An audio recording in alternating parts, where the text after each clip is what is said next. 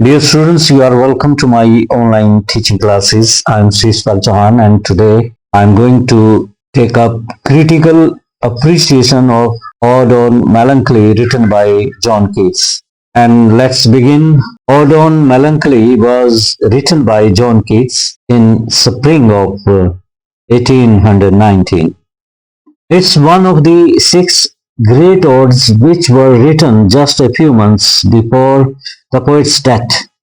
The general idea which runs through the poem is that true melancholy is not to be found in the company of sad and ugly things of life, but in the beauty and pleasure of the world. True melancholy lives with beauty and joy because the pain of suffering is less acute than the pain of knowledge that beauty and joy will soon fade away. The poem gives expression to John Keats' reaction to the fleeting nature of beauty and joy which cause pain. The present poem has three stanzas of 10 lines each. It begins abruptly with the warning, "No, no, go not to Lethe."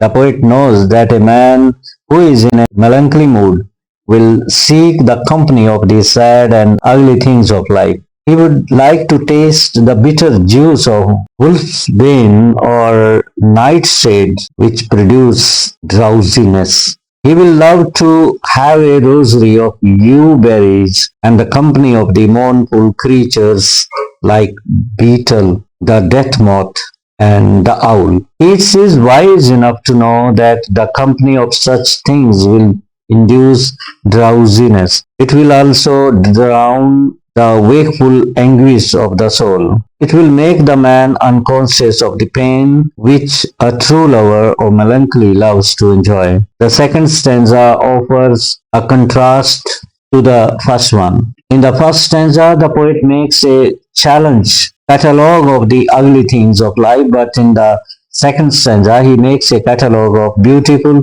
and pleasurable things of life. This is because Keats knows that true melancholy lies in the pain at the heart of joy. The feeling of melancholy comes suddenly like a pouring cloud which inspires a new life into drooping flowers and covers the earth with a sheet of fresh green grass. The true lover of melancholy can have the feeling of sorrow by looking at a morning rose or the rainbow of the salt sand waves or loveliness of globed peonies. The realization that all those lovely things have a short life can fill him with true melancholy. He can also feel long and deep on the beauty of the fearless eyes of his beloved when her face glows with anger. In the third and the last stanza of the poem, Keats comes to the following conclusion. He rejects the false sense of melancholy associated with the sad and ugly things of life. He accepts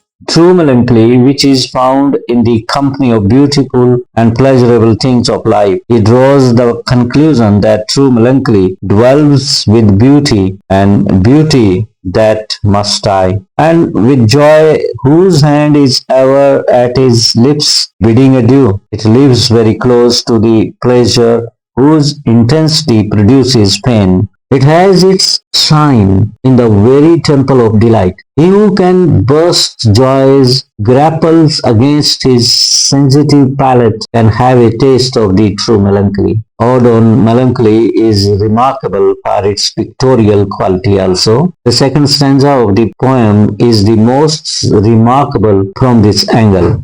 In this stanza, Keats paints several word pictures which remain imprinted permanently on the screen of our mind. A weeping cloud, an April shroud, a morning rose, the wealth of globed peonies, the rainbow of the salt sand waves are such lovely word pictures. The loveliest of these word pictures comes at the end of the second stanza, where Keats wants to imprison his beloved's soft hand into his own and enjoy the matchless beauty of her eyes when her face is glowing with anger. The thematic excellence of the poem reveals the maturity of Keats as a thinker. He places pleasure and pain, beauty and ugliness side by side. He establishes the idea that the coexistence of pleasure and pain causes true melancholy.